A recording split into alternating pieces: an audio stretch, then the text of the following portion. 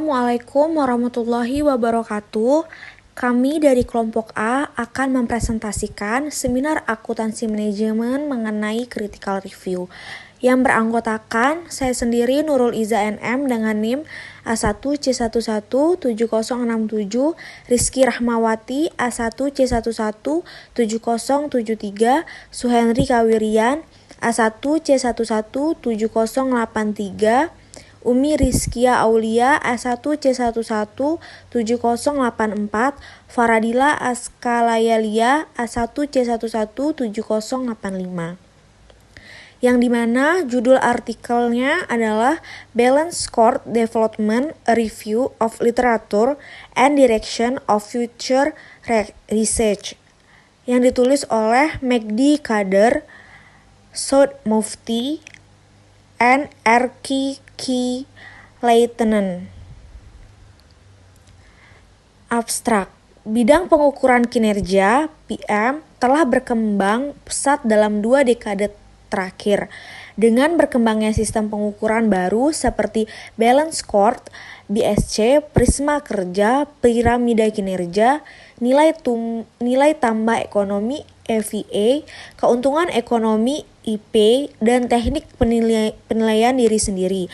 Bisa dibilang perkembangan ini datang sebagai respons terhadap masalah akuntansi yang meningkat pesat yang muncul ketika pengukuran kinerja unit bisnis hanya didasarkan pada pengukuran akuntansi keuangan tradisional seperti laba atas investasi atau ROI dan laba per saham IPS. Pada dasarnya, BSC adalah sistem pengukuran kinerja terintegrasi IPMS yang merupakan sistem pengukuran kinerja yang saling terkait secara logis yang mencangkup semua faktor penentu keberhasilan CF yang penting dalam menghubungkan strategi dengan operasi. IPMS dibangun untuk memungkinkan perusahaan mengidentifikasi hubungan sebab akibat dalam bisnis dan terus meningkatkan kinerjanya secara keseluruhan. Nama saya Rizky Rahmawati dengan NIM A1C117073. Yang pertama, pendahuluan.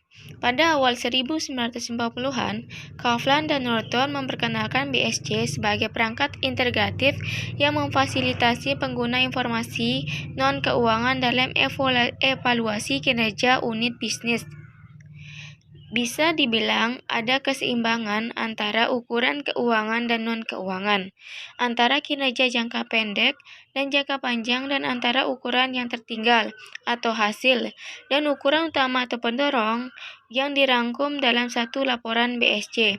Konsep BSC telah menjadi terkenal dan telah mengalami berbagai perkembangan yang menarik minat akademis dan praktisi. Sejak tahun 1992, literatur BSC telah berkembang secara signifikan baik dalam hal perkembangan teoritis dan aplikasi.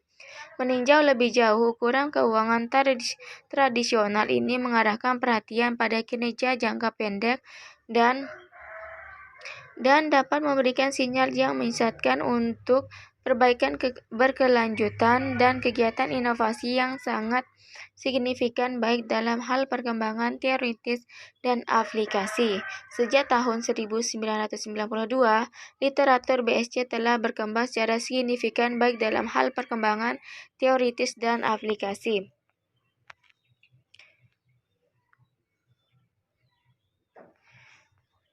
Selanjutnya, pembahasan. Perkembangan BSC. Pada dasarnya, BSC adalah sistem pengukuran kinerja terintegrasi atau IPMS yang merupakan sistem pengukuran kinerja yang saling terkait secara logis dan mencakup semua faktor penentuan keberhasilan atau CSF yang penting dalam hubungan strategi dengan operasi.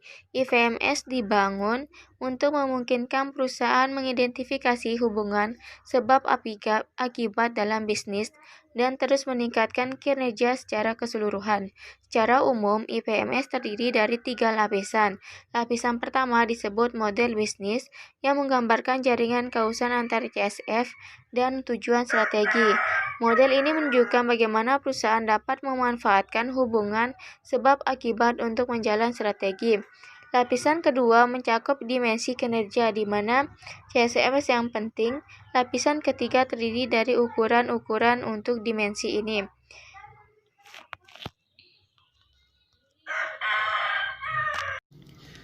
Saya Suhendri Kawirian dengan NIM A1C117083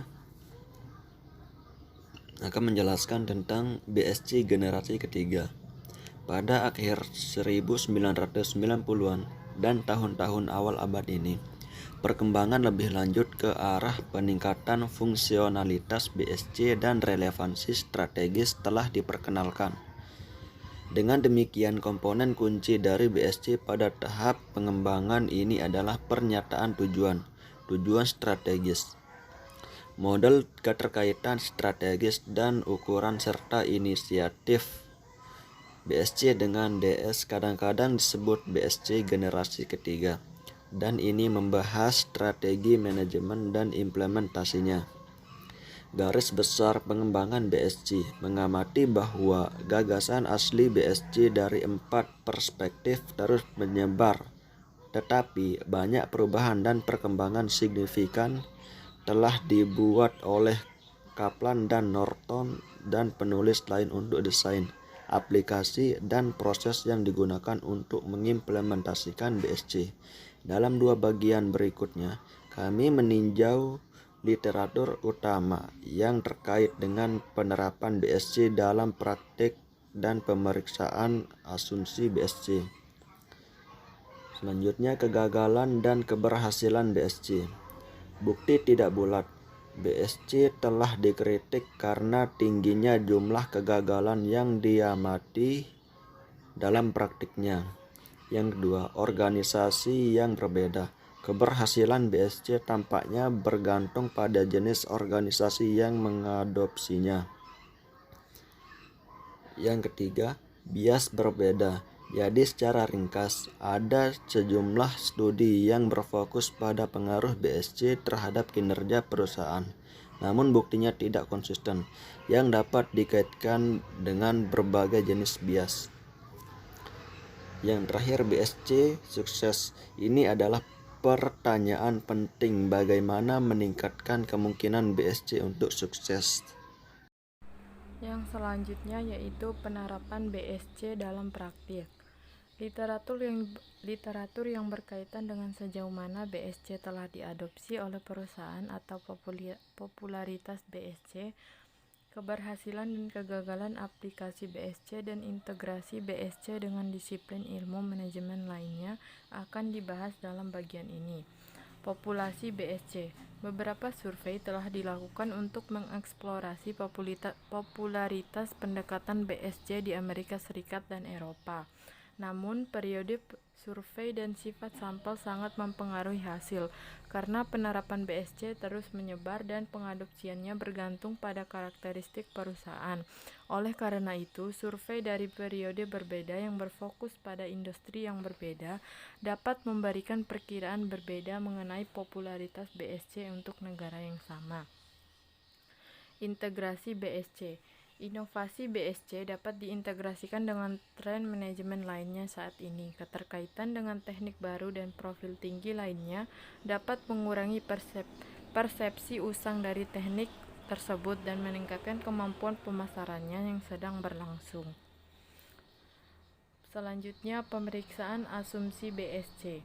Bobot dan jumlah perspektif BSC didasarkan pada seperangkat ukuran keuangan dan non-keuangan yang seimbang, yang dapat menjadi dasar untuk pengambilan keputusan dalam skema pengambilan keputusan multikriteria.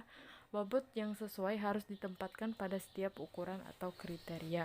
Beberapa studi berpendapat bahwa bobot relatif ditempatkan pada ukuran kinerja bergantung pada sensitivitas, presisi, kongruensi, dan kualitas ukuran tema. Hubungan sebab dan akibat.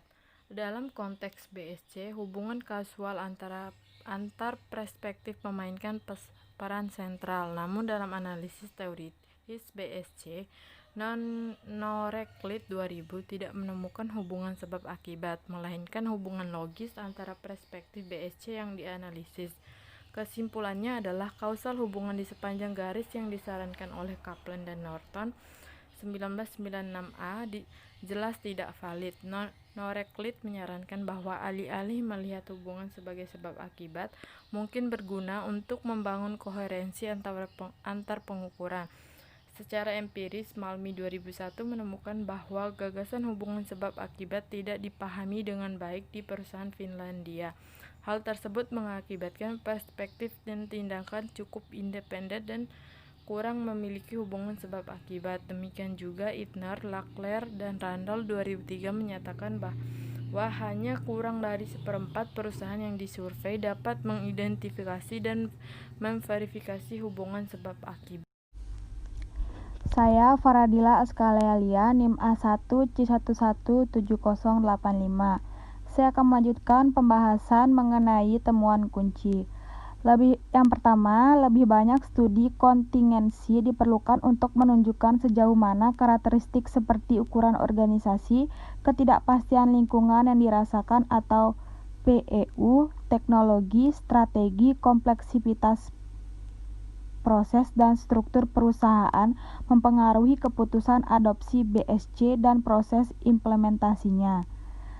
Yang kedua, penelitian lebih lanjut diperlukan untuk mengeksplorasi jenis perangkat lunak atau paket yang disesuaikan atau siap pakai yang digunakan dalam proses implementasi BSC. Secara khusus akan menarik untuk mengeksplorasi peran Enterprise Resource Planning atau ERP dalam proses ini.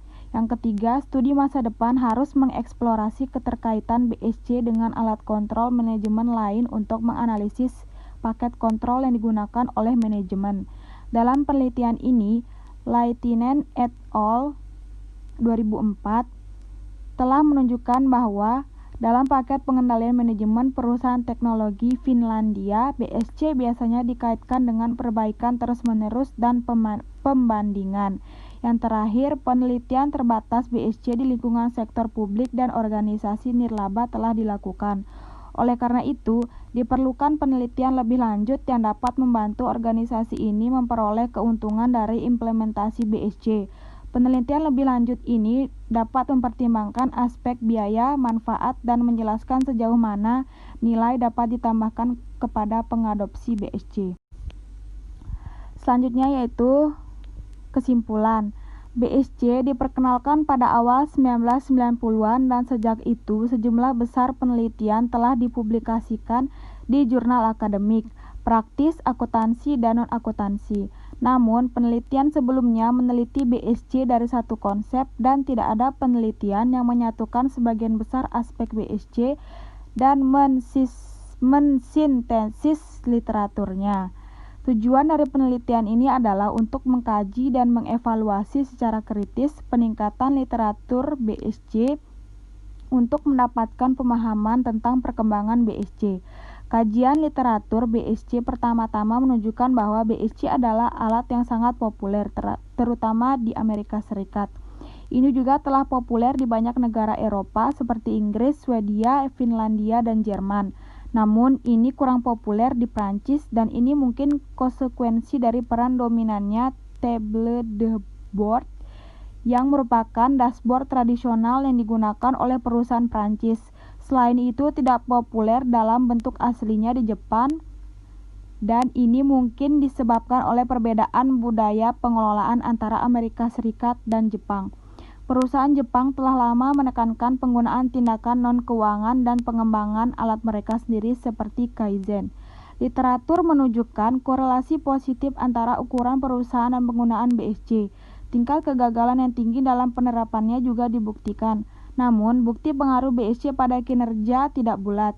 Literatur BSC di sektor jasa swasta terbatas dan perhatian yang cukup diberikan pada karakteristik khusus dari sektor ini. Sekian presentasi dari kelompok A, kurang lebihnya mohon dimaafkan. Wassalamualaikum warahmatullahi wabarakatuh.